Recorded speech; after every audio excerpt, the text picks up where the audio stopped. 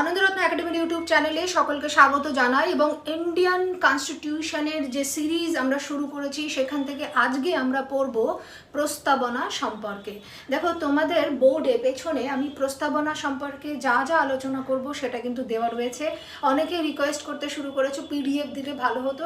PDF আমি দেব না, সেটা প্রথম থেকেই বলছি। বাড়িতে বসে একেবারে যারা নিজেরা প্রস্তুতি নিতে চাইছো তাদেরকে বলবো একটু সময় লাগলেও এটাকে ধৈর্য ধরে লেখো, কারণ এটাই তোমাকে অন্যদের থেকে পার্থক্য তৈরি করে দেবে, এটাই তোমাদের অন্যদের থেকে আলাদা করে দেবে। তো আজকের আলোচনায় আমরা সরাসরি এবার আলোচনা শুরু করব প্রিয়াম্বল সম্পর্কে, প্রস্তাবনা সম্পর্কে। আগের ক্লাসগুলি আশা করি সবাই দেখেছো এবং সবার কাছে আরও একবার ক্লাস শুরু করার আগে বলবো যে আমার এই যে ক্লাসগুলি সেটাকে তোমরা একটু শেয়ার করো। শেয়ার না করলে পরে আলটিমেটলি সকলের সঙ্গে জুড়তে না পারলে, যে উদ্দেশ্য নিয়ে আমি এইভাবে তোমাদের ইউটিউবে একদম সাবজেক্ট ধরে ধরে পরপর ক্লাসগুলো দিচ্ছি, এরকম নয় যে উল্টোপাল্টাভাবে তোমাদের ক্লাস দিয়ে আমি হয়তো বলছি আমার ক্লাসে ভর্তি হও, একদম এই সেশন থেকে শুরু হবে, এটা কিন্তু আমার আসল উদ্দেশ্য নয়। আমি প্রত্যেকটা সাবজেক্টই কমপ্লিট ওয়েতেই পরপর করে দিয়ে যাব। আশা করি আগামী 6 মাস তোমাদের এই সঙ্গে জুড়ে থাকলে সমস্ত সাবজেক্টে ধীরে ধীরে শেষ হয়ে যাবে। তো এই গেল। এবার তারপরেও যারা নোট এবং বিভিন্ন প্রসেসে আমার সঙ্গে একদম জুড়ে থাকতে চাইছো একেবারে, তো তাদের জন্য জুলাই মাস থেকে একটা শুরু হচ্ছে। কিন্তু সকলের কথা ভেবে আমি কিন্তু ক্লাস প্রত্যেকটা একদম ধরে ধরেই শেষ করাবো। আর যারা আমার কাছে ভর্তি হবে তাদের ক্ষেত্রেও কিন্তু এই একইভাবেই ক্লাসগুলি চলবে, শুধু টাচে সবসময় থাকছো, এমসিকিউ পরীক্ষাটা থাকছে, তোমরা নোটপত্র তখন সেখানে হয়তো পাবে, এই পার্থক্যগুলোই থাকবে। তো যাই হোক, আজকের ক্লাস আমরা শুরু করছি প্রস্তাবনা। দেখো, এর আগের ক্লাসগুলোতে অলরেডি আমরা প্রস্তাবনা সম্পর্কে কিছু কথা জেনেছিলাম। সেটা কি? প্রস্তাবনা আমেরিকার সংবিধান থেকে অনুকরণ করা হয়েছে। ভারতবর্ষের সংবিধানের যে প্রস্তাবনা বা প্রিয়াম্বল, সেটা আমেরিকার সংবিধানের অনুকরণে গৃহীত। দেখো, এই জন্যই বলি যে আমেরিকার যে চার্টার আর আমাদের দেশের যে প্রস্তাবনা, দুটোর কিন্তু স্ট্রাকচার একই। দুটোই শুরু হয়েছে উই দ্য পিপল এই কথাটি দিয়ে। এবং এই যে উই দ্য পিপল বলছি আমরা, এই উই দ্য পিপল কথাটার অর্থ কি তোমাদের এমসিকিউ ফরমেশন হবে। আবার ওই যে কোন দেশের অনুকরণে গৃহীত হয়েছে সেটা নিয়ে একটা এমসিকিউ ফরমেশন হয়। তো এই যে উই দ্য পিপল, এই উই দ্য পিপল কথাটার অর্থই হচ্ছে যে ভারতের সংবিধান রচনার উৎস বা সোর্স সেটাই কিন্তু ভারতবর্ষের জনগণ। এই কথাটাই উই দ্য পিপল কথাটা দিয়ে বলা হয়। আর আমাদের দেশের যে প্রিয়াম্বল, সেই প্রিয়াম্বলটা আসলে সেই যে modified version of objective resolution, যেটা 13 ডিসেম্বর 1946 গণপরিষদের অধিবেশনে জওহরলাল নেহেরু যে হিস্টোরিক অবজেক্টিভ রেজলিউশনটা রেখেছিলেন, ভারতবর্ষের সংবিধানের রোডম্যাপ যাকে বলা হয়, সেটাই কিন্তু কিছুটা পরিমার্জন করে, কিছুটা পরিশোধন করে এই প্রস্তাবনা অংশ বলে এখন গৃহীত হয়েছে এবং ভারতবর্ষের সংবিধানের সঙ্গে এটিকে পূর্বে জুড়ে দেওয়া হয়েছে। তো এই কথাগুলি তোমরা জানো। এছাড়া আরও কিছু কথা আমরা বলেছিলাম, সেখান থেকে শুরু হচ্ছে। যখন প্রিয়াম্বল পড়ছি তাহলে প্রিয়াম্বলের সব কথা আমার মাথার মধ্যে থাকবে, তবেই তো ইন্ডিয়ান কনস্টিটিউশনের 100-র মধ্যে আমি সেখানে 95-90-র ওপরে মার্কস করতে পারবো। কারণ এখন 2 বছরের কোশ্চেনের প্যাটার্ন এডব্লিউবিসিএস এর মেন্সে কিন্তু এইটাই ট্রেন্ড হয়ে আসছে যে পলিটিতে সবাই হিট করছে এবং যারা জায়গা পাবে তাদের কিন্তু দেখবে 90-র ওপরে গিয়ে তাদের পলিটিতে মার্কস রয়েছে। তো এইবার প্রথম তাহলে এই কথাগুলি জানলে যে আমেরিকার সংবিধান থেকে গৃহীত, আমেরিকার সংবিধানের যে চার্টার আর আমাদের সংবিধানের প্রিয়াম্বল, দুটোর স্ট্রাকচার একই, দুটোই শুরু হয়েছে উই দ্য পিপল শব্দটি, এই যে কথাটি দিয়ে। এবং এই উই দ্য পিপল অর্থে আমাদের সংবিধানের অর্থে বোঝানো হয়েছে যে ভারতবর্ষের সংবিধান রচনার উৎস ভারতবর্ষের জনগণ। আর এই প্রিয়াম্বলই হলো সেই যে হিস্টোরিক অবজেক্টিভ রেজলিউশন যেটা রেখেছিলেন, অবজেক্টিভ রেজলিউশন রেখেছিলেন নেহেরু গণপরিষদের অধিবেশনে 1946 সালের 13 ডিসেম্বর, সেইটি মূলত এখন মডিফাইড হয়ে এই প্রিয়াম্বলে হিসেবে জায়গা পেয়েছে। তো এই যে কথাগুলি রিপিট করে দিচ্ছি, এখানের ক্লাসেও আমি ঠিক এইভাবেই বারবার করে রিপিট করি, একবার নয় 3বার 4বার করে রিপিট করে দিই, যাতে তোমাদের মাথার মধ্যে সবগুলি কথা ঢুকে যায়। চেষ্টা করছি ইউটিউবে রিপিট হলে অনেকেরই শুনতে ভালো লাগে না, কিন্তু আশা করি তোমাদের মাথায় এই ব্যাপারগুলি বা কথাগুলিকে হিট করানোর জন্য কিন্তু আমি ডাবল করে বলছি। এইবার যে কথাগুলি পড়ছি আমরা, যে প্রিয়াম্বেলটা আসলে কি, অন্যান্য বইয়ের যেমন একটা মুখবন্ধ থাকে ঠিক সেরকমই ইন্ডিয়ান কনস্টিটিউশনের এটা মুখবন্ধ, এটা preface to the Indian constitution, এটাকে introduction to the Indian constitution, আবার এটাকে summary of the Indian constitution আমরা বলতে পারি। দেখো এই সব কথাগুলি কিন্তু এখানে পর সবগুলি কথা লেখা রয়েছে। আমরা প্রথমটা ইংরেজিতে লেখা রয়েছে এবং তারপরে দেখো এটাই বাংলায় দেওয়া রয়েছে। এবং এই যে এই পর্যন্ত আমরা অলরেডি বলে ফেলেছি, it contains the summary of the constitution. এই কথাটা কিন্তু তোমাদের ভীষণভাবে জরুরি। এই প্রিয়াম্বল কি? প্রিয়াম্বল আসলে আমাদের ভারতবর্ষের সংবিধানের উদ্দেশ্য, নীতি, এর ব্যবহার কিভাবে হবে, এই সমস্ত কিছু দ্য ফিলসফিক্যাল অ্যাপ্রোচ এইগুলি বলে থাকে। অর্থাৎ ভারতবর্ষের সংবিধানের দর্শন, নীতি, উদ্দেশ্য, ব্যবহারের পথপ্রদর্শক হিসাবে মূলত আমাদের এই সংবিধান কাজ করে। আর আরেকটি কথা আমাদের মনে রাখতে হয় যে সংবিধানের যে অস্পষ্ট শব্দ, সেই অস্পষ্ট শব্দের ব্যাখ্যা বা সঠিক অর্থ আমরা প্রিয়াম্বলেই খুঁজে পাই। আর এই প্রিয়াম্বলকেই মানুষের যে আশা আকাঙ্ক্ষা, হোপ অ্যান্ড ডিম্যান্ড, তার মিরর বলা হয়ে থাকে। তো এই কথাগুলি তোমরা ইন জেনারেল প্রিয়াম্বল সম্পর্কে নিয়ে তারপরে এগোবে। তারপরে দেখো এমসিকিউ ফরমেশন হয়। উই দ্য পিপল কথাটার মানে আমরা পেয়ে গেলাম, যে উই দ্য পিপল কথাটার অর্থ কি, যে ভারতবর্ষের সংবিধানের রচনাকার বা উৎস হচ্ছে মূলত ভারতের জনগণ। দ্বিতীয় যে এই যে প্রিয়াম্বলে যে 5টি শব্দ আমরা পাই, sovereignty, secular, socialistic, democratic and republic, এই 5টা শব্দ মূলত আমাদের সংবিধানের নেচার বলে দেয়। তাহলে সংবিধানের নেচার এগুলো বলে দিল। আর এর মাধ্যমে জনগণের জন্য কী কী স্ট্যাবলিশ করা হবে সেটা বলা হচ্ছে মূলত। তার মানে উদ্দেশ্য, অবজেক্টিভ কী কী? অবজেক্টিভ হচ্ছে জাস্টিস, ইকুয়ালিটি, লিবার্টি, ফ্র্যাটার্নিটি এবং পরবর্তীতে ইন্টিগ্রিটি ইন্ডিয়ান ভার্সন হিসেবে যোগ হয়েছে। সেই এগুলি হচ্ছে মূলত ভারতবর্ষের সংবিধানের অবজেক্টিভ। অর্থাৎ কনসেপ্টে গুরুত্ব দাও যে কি বলতে চাইছে ইন্ডিয়ান কনস্টিটিউশনের প্রত্যেকটা লাইন, শব্দ, এগুলির অর্থ কী। এই 3টে কথা কিন্তু মাথায় খুব সুন্দরভাবে তোমাদেরকে নিতে হবে। পরের যে পার্টটায় আমরা এখান থেকে চলে আসবো, যে আরও কিছু কথা আমরা নিচ্ছি, যে প্রিয়াম্বলের যে মেন কপিটা, সেই প্রিয়াম্বলের মেন কপিতে একটা শর্ট সাইন আছে। সেই শর্ট সাইনটা কার? বিউহর রাম মনোহর সিনহার সাইন, এবং সেটা শর্ট সাইন বলতে রাম কথাটা লেখা রয়েছে। দ্বিতীয় কি, এটি মূলত একবারই, আমরা যদি বলি তাহলে একবার অ্যামেন্ড হয়েছে। এবার এই অ্যামেন্ড নিয়ে অনেক কথা রয়েছে, অনেক সুপ্রিম কোর্টের রায় রয়েছে, সেটা আজকে একটু পরেই আমরা জানবো।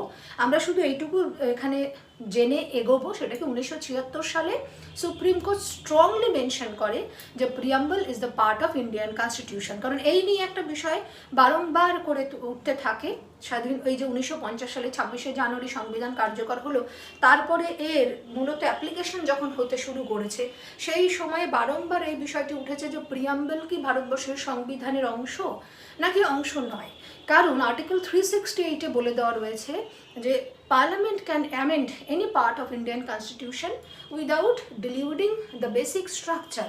তাহলে এটা শুধু কনস্টিটিউশনের কথা বলা রয়েছে, কিন্তু প্রিয়াম্বল আদৌ কি পার্লামেন্ট তাহলে অ্যামেন্ড করতে পারে? এই বিষয়গুলি নিয়ে বারংবার বিভিন্ন রায় সুপ্রিম কোর্ট দিয়েছে, সেটা নিয়ে বা মামলা চলেছে, তর্ক বিতর্ক চলেছে বিষয়টি নিয়ে, সেটা আমরা পরে আলোচনা করছি। এখানে শুধু মনে রাখবো যে 1976-এ সুপ্রিম কোর্ট স্ট্রংলি মেনশন করে যে preamble is the part of Indian constitution, preamble is the part of Indian constitution, এটা বলে দেয়। এবার এই যে প্রিয়াম্বল আমাদের পার্লামেন্টের দ্বারা একবারই সংশোধন করা হয়েছে, এবং সেটা 1976 সালে 42তম সংশোধন। আর এই সংশোধনের মাধ্যমে সেকুলার, সোশিয়ালিস্টিক আর ইন্টিগ্রিটি, এই 3টে শব্দ প্রিয়াম্বলে জোড়া হয়েছে। তাহলে ভালোভাবে মাথায় নেবে, যখন এই যে সংবিধান কার্যকর হলো বা গণপরিষদে গৃহীত হলো, তখন প্রিয়াম্বল অংশে সোশিয়ালিস্টিক আর সেকুলার এই দুটো শব্দ ছিল না এইগুলি, এবং তার সঙ্গে ইন্টিগ্রিটিটাও কিন্তু অবজেক্টিভে অ্যাড করা হয়েছে। তাহলে এই যে দুটি ছিল না, কিন্তু এটাকে ওখানে প্রবেশ করাতে কোনো রকম কোনো সমস্যা হয়নি, কারণ মূল সংবিধানের অংশে ভারতের এই যে সকল জায়গায় সেকুলার এবং সোশিয়ালিস্টিক যে নেচার, সেটা কিন্তু সেখানে অলরেডি বলা রয়েছে। সে কারণে প্রিয়াম্বলে এই দুটোকে নতুন করে শুধুমাত্র শব্দ দুটিকে ইনপুট করতে কোনো রকম কোনো অসুবিধে হয়নি। তো এইটুকু কথা আমরা পেলাম। আর এছাড়া এই যে আমরা জাস্টিস, ইকুয়ালিটি, লিবার্টি, এই যে কথাগুলি, এগুলি মূলত ফ্রেঞ্চ রেভলিউশন থেকে অনুপ্রাণিত হয়েই ভারতবর্ষের এই প্রস্তাবনায় গৃহীত হয়েছে। তো এই কথাগুলি প্রস্তাবনার অংশের আমরা প্রথমে জেনে নিলাম, এবং এরপরেই আমরা প্রস্তাবনা সম্পর্কে পরীক্ষায় তোমাদের আসে এরকম বেশ কিছু বিভিন্ন আইনজ্ঞ বিভিন্ন উপাধি বা বিভিন্ন অভিধা দিয়েছেন, এবং সেই অভিধায় প্রথমেই আমরা যেটা পড়ব যে প্রিয়াম্বলকে পলিটিক্যাল হরোস্কোপ বলেছেন হচ্ছে কে.এম. মুন্সি, আর প্রিয়াম্বলকে কি টু দ্য কনস্টিটিউশন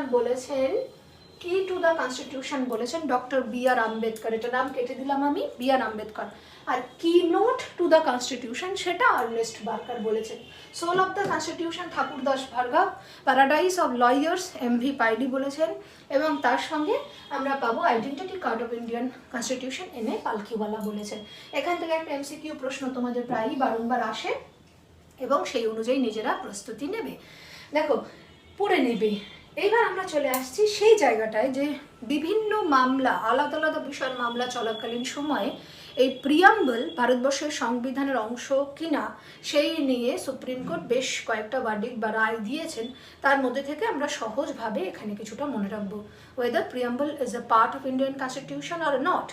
তো প্রথম বিষয় এখানে যে মামলাটা আমরা পড়ছি বা তার আগে জেনে নিই, আর্টিকেল 368 অলরেডি বলে দিয়েছে যে পার্লামেন্ট ভারতবর্ষের সংবিধানের যে কোনো অংশ অ্যামেন্ড করতে পারে, কিন্তু বেসিক স্ট্রাকচারকে কখনোই ক্ষুণ্ণ করবে না, বেসিক স্ট্রাকচারটাকে বজায় রেখে সেটা কোনো মতেই যেন ডিলিউড না হয়, ক্ষুণ্ণ না হয়। এবার এই ক্ষেত্রে already Berubari union and exchange enclave মামলা 1960, এইটা কি বেসিক্যালি এই যে বেরুবারি হস্তান্তরকে কেন্দ্র করে, সেই সময় বেরুবারি অঞ্চল তখনকার সময় জলপাইগুড়ি ডিস্ট্রিক্টের অন্তর্গত ছিল, এবং সেখানকার বেশিরভাগ জনগণ হচ্ছে মুসলিম অধ্যুষিত, এবং সেই কারণে পাকিস্তান দাবি করে, পূর্ব পাকিস্তানের অন্তর্গত হিসেবে ধরবো তখন, তাহলে পাকিস্তান সেই অঞ্চল দাবি করে, এবং এই বিষয়গুলি নিয়ে বেরুবারি হস্তান্তরের যে সরকার সিদ্ধান্ত নেয়, সেখানে সেই সিদ্ধান্ত নিলে পরে আবার কিন্তু বিতর্কের ঝড় ওঠে যে আমরা সাধারণত এই যে রাজ্য গঠন এবং পুনর্গঠন, মূল ভারতবর্ষের ভূখণ্ডের যে কোনো রাজ্যের সঙ্গে রাজ্য মিলিয়ে দেওয়া, নাম পরিবর্তন, সীমানা পরিবর্তন ইত্যাদি পার্লামেন্ট করতে পারে, কিন্তু যদি ভারতবর্ষের ভূখণ্ড অন্য কোনো একটি রাষ্ট্রকে হস্তান্তর করব, সেক্ষেত্রে কিন্তু সংবিধান সংশোধন করা প্রয়োজন করতে হবে। তো এই বিষয়টি নিয়ে মূলত আর্টিকেল 368-এর পরে এই যে প্রিয়াম্বল বিষয়টা নিয়ে বারংবার করে কথা ওঠে, এবং সেখানে আমরা এই যে বেরুবারি ইউনিয়ন যে কেসটা পেলাম, বেরুবারি ইউনিয়নের কেস নিয়ে কিছুটা বলে রাখলাম তোমাদেরকে ওই হস্তান্তর নিয়ে। তো এখানে অন্যান্য যে রায়গুলি ছিল, অবশ্য মামলা নিয়ে স্টোরি বেস আলোচনা নিয়ে আমি তোমাদের সামনে পরবর্তীতে আসব। এখানে সহজভাবে আমরা মাথায় রাখবো যে বেরুবারি ইউনিয়ন মামলা, বেরুবারি যে কেস বা মামলা, সহজে মনে রাখবে এটা, এক্সচেঞ্জ এনক্লেভ পরবর্তীতে পড়তে পড়তে মাথায় থেকে যাবে। তো এই সময় সুপ্রিম কোর্ট রায় দেয় যে প্রিয়াম্বল সংবিধানের অংশ নয়, অতএব পার্লামেন্ট এই প্রিয়াম্বলকে পরিবর্তন করতে পারে না, এটা রায় দিয়ে দেয় সুপ্রিম কোর্ট।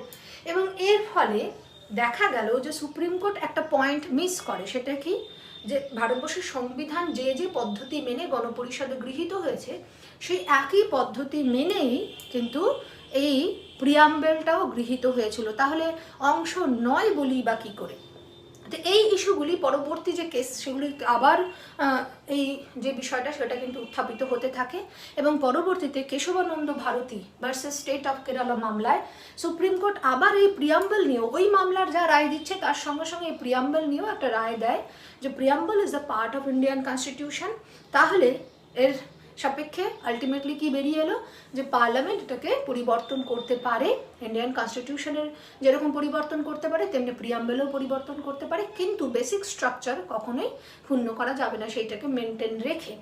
তো এর ফলে তো এই যে দুটো জিনিস পেলাম, এবং এরই সূত্র ধরে আমরা বললাম যে 1976-এ স্ট্রংলি মেনশন করে আবার দ্বিতীয়বার যে preamble is a part of Indian constitution. আরও দুটি কেস আমরা এখানে মনে রাখবো, সেটা কি এসআর বোম্বাই মামলা, পরবর্তীতে আরও মামলা নিয়ে আমরা আসবো, তখন সেখানে আলোচনা আসবে। এসআর বোম্বাই মামলাতে এখানে আবার সুপ্রিম কোর্ট রায় দেয় যে এটা ইন্টিগ্রাল পার্ট, প্রস্তাবনা সংবিধানের অন্যতম অংশ। আর এটাকে আলাদাভাবে একটু মনে রাখবে, কখন আমরা বলেছিলাম যে প্রিয়াম্বল অস্পষ্ট শব্দের ব্যাখ্যা দেয়, সেটা ওয়েস্ট বেঙ্গল বনাম আনোয়ার আলী কেসে 1952 সালে মূলত সুপ্রিম কোর্ট রায় দিয়েছিল, ওয়েস্ট বেঙ্গল বনাম আনোয়ার আলী কেস। ঠিক আছে, তাহলে এই যে মামলাগুলি এটা মনে রাখবে। এবং প্রিয়াম্বল সম্পর্কে ফার্দার আর যে কথাগুলি, তাহলে এইবার আমরা কি পেলাম যে প্রিয়াম্বল সংবিধানের অংশ, কনক্লুশনে আসছি সংবিধানের অংশ, কারণ এটা 1976-এ স্ট্রংলি বলে দিল। এবং তারপরে এই শর্তে আমরা বলতে পারি যে প্রিয়াম্বল পার্লামেন্ট অ্যামেন্ড করতে পারে। এখনও পর্যন্ত একবার অ্যামেন্ড হয়েছে, 42nd অ্যামেন্ড 1976, আর তার মাধ্যমে ওই যে সেকুলার, সোশিয়ালিস্টিক আর অবজেক্টিভ, ওখানে ইন্টিগ্রিটি, এই শব্দগুলি জুড়েছে। ঠিক আছে, আর এখানে আরেকটা বিষয়, তার মানে এখানে প্রিয়াম্বল কিন্তু কোর্ট দ্বারা জাস্টিফাইবল নয়। ঠিক আছে, তো এই কথাটা আমাদেরকে মাথায় রাখতে হবে যে কোর্ট কান্ট অ্যামেন্ড। ওকে, তবে প্রিয়াম্বল সম্পর্কে ফাইনালি যে কথাটা তোমাদের মাথায় রাখা দরকার, যে এই প্রিয়াম্বল না আমাদেরকে কোনো কনস্টিটিউশনাল পাওয়ার দিচ্ছে, অর্থাৎ জনগণকে, না জনগণের উপরে কোনো ডিউটি ইম্পোজ করছে। এই কথাটা কিন্তু মাথায় রাখতে হবে যে প্রিয়াম্বল আমাদেরকে কনস্টিটিউশনাল পাওয়ারও দেয় না, যেটা সংবিধান দেয়, বিভিন্ন আর্টিকেলের মাধ্যমে আমরা পাচ্ছি। আবার আমাদের উপর কিন্তু কোনো রকম কোনো দায়িত্ব, কর্তব্য এগুলো ইম্পোজ করে না প্রিয়াম্বল। তো এই নিয়ে আমাদের টোটাল প্রিয়াম্বলের যে আলোচনা, সেই প্রিয়াম্বলের আলোচনা এখানে শেষ হলো। আমরা পরবর্তী পর্ব এই যে বেসিক স্ট্রাকচার আসলে কি, ভারতবর্ষের সংবিধান রচয়িতা যারা করেছে বা রচয়িতারা, তারা কিন্তু বেসিক স্ট্রাকচার নিয়ে কিছু বলেননি। বেসিক স্ট্রাকচার কোন কোন বিষয়গুলি হবে সেটা নিয়ে আমরা পরবর্তী আলোচনায় আসব। ভারতবর্ষের সুপ্রিম কোর্ট একটা সময় কিন্তু একটা বডি গঠন করে, যারা এই বেসিক স্ট্রাকচারের একটা কাঠামো তৈরি করে, এবং সেগুলি নিয়েই আলটিমেটলি আমাদের আলোচনা শুরু হবে পরবর্তী ক্লাসে। সবাই ভালো থেকো, সুস্থ থেকো, এবং এই পড়াগুলি সঠিকভাবে করো, দেখবে প্রিপারেশন একেবারে কমপ্লিট হয়ে যাচ্ছে। দেখা হচ্ছে পরবর্তী ক্লাসে। সবাই আবারও বলছি, সুস্থ থেকো, ভালো থেকো।